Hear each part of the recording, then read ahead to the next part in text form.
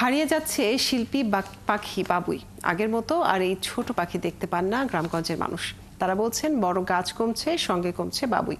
তবে এর মাঝে রাজবাড়ির লোকশেড বধ্যভূমি এলাকার একটি তাল গাছে বাসা বেঁধেছে এই পাখি। এই বাসা দেখে আশা পাচ্ছেন গ্রামের মানুষ, কারণ প্রবাদ আছে বাবুই পাখি সুদিনের প্রতীক। মেহেদী হাসানের তথ্য ছবিতে প্রতিবেদন। বাবুই পাখিরে ডাকি বলিছে চড়াই, কুড়ে ঘরে থেকে করো শিল্পের বড়াই।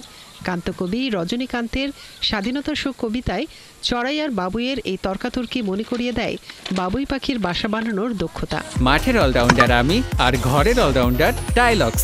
টাইলক্স টয়লেট ক্লিনার, ক্লিন মানেই টাইলক্স। একসময় গ্রামগঞ্জে পথের ধারে দাঁড়িয়ে থাকা তালগাছে বাবুইদের দেখা যেত এদের নিপুণ কারুকার্যে তৈরি করা ঘরবাড়ি। সময়ের চক্রে এদের এখন আর খুব একটা দেখা যায় না। এমন সময়ে রাজবাড়ী শহরের লোকশেড বধ্যভূমি এলাকার তালগাছে দেখা মিলেছে শতাধিক বাবুই পাখির। আর ছোট্ট ঠোঁটে বয়ে আনা খড়কুটো দিয়ে নিখুঁত বুননে তৈরি ঝুলে থাকা ঘরগুলি মুগ্ধ করছে স্থানীয়দের। এখানে আসে সন্ধ্যার পরে বা সন্ধ্যার আগে অনেক লোকজনই দেখতে আসে এবং ভালো লাগে দেখতে আসতে, ঘুরতে আসতে দেখে ভালো লাগে, কারণ অরিজিনালি দেখা যায় না এরকম বাবুই পাখির বাসা। বাবুইয়ের বাসাগুলো যেমন দৃষ্টিনন্দন তেমনি মজবুত, দমকা বাতাসেও উড়ে যায় না। আশেপাশের গ্রাম থেকে অনেকেই আসছেন বাসাগুলো দেখতে।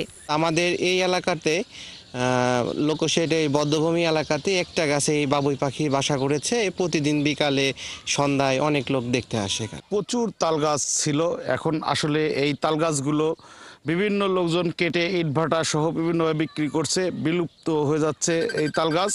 এই অবস্থায় মানুষকে পরিবেশ সচেতন ও সহানুভূতিশীল হবার পরামর্শ দিয়েছেন জেলা প্রাণী সম্পদ কর্মকর্তা।